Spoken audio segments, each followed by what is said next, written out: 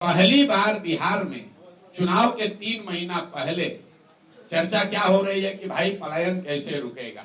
प्रशांत किशोर या दत्तराज जो कह रहे हैं कि पलायन रोक दिया जाएगा, क्या ये संभव है कि नहीं। इस पर तेजस्वी यादव भी बोल रहे हैं, लालू जी भी बोल रहे हैं, सम्राट चौधरी भी बोल रहे हैं, जदयू वाले भी बोल रहे हैं। तो पहली बार यहाँ बात हो रही है बेरोजगारी और पलायन की। अंतर ये है कि पहले जब बात होती थी पलायन की कि भाई बहुत सारे लड़के बाहर जाते हैं, तो लालू जी, नीतीश जी जैसे लोग क्या कहते थे, आप लोग भी क्या कहते थे कि भाई बिहार का बच्चा बाहर नहीं जाएगा तो दिल्ली बॉम्बे की व्यवस्था ठप हो जाएगी। उसी को बिहारियों ने अपना सम्मान बना लिया था कि हम ही लोग दिल्ली बॉम्बे का व्यवस्था चला रहे हैं, वहां का साफ सफाई हम करते हैं, टैक्सी हम चलाते हैं। लड़के जाते हैं, हंसते कहते हैं, कह रहे भैया हम तो जाते हैं, सब बिहारी का मिलता है। पहली बार जब सुराज ने, प्रशांत किशोर ने ये कहा कि हमारे बच्चे, बिहार के बच्चे बॉम्बे में, दिल्ली में, कर्नाटक में, महाराष्ट्र में, गुजरात में, बंगाल में अगर जाकर टैक्सी चला रहे हैं, दुकान चला रहे हैं, ठेला लगा रहे हैं, साफ सफाई कर रहे हैं, तो ये गौरव की बात नहीं है।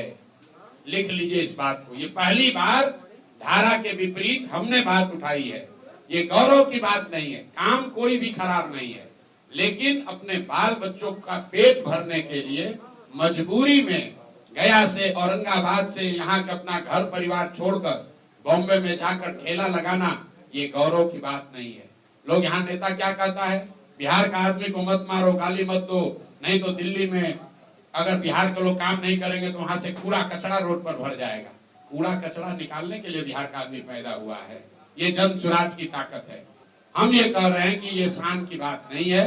शान की बात तब होती जब बिहार के लड़के बिहार में काम कर रहे होते, हम लोग इतनी सब्जी, इतना फल यहाँ उगा रहे होते, इतना लीची आम उगा रहे होते कि बताते कि अगर बिहारी कह के गाली दोगे तो यहाँ से भेजना बंद कर देंगे, दिल्ली में तुम्हारा खाना रुक जाएगा।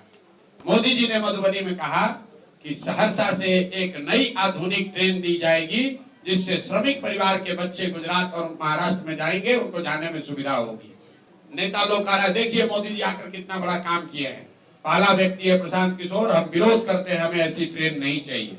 ऐसी ट्रेन नहीं चाहिए जिसमें बिहार के बच्चे जानवरों की तरह मजदूर बनकर गुजरात जाए, महाराष्ट्र जाए काम करने।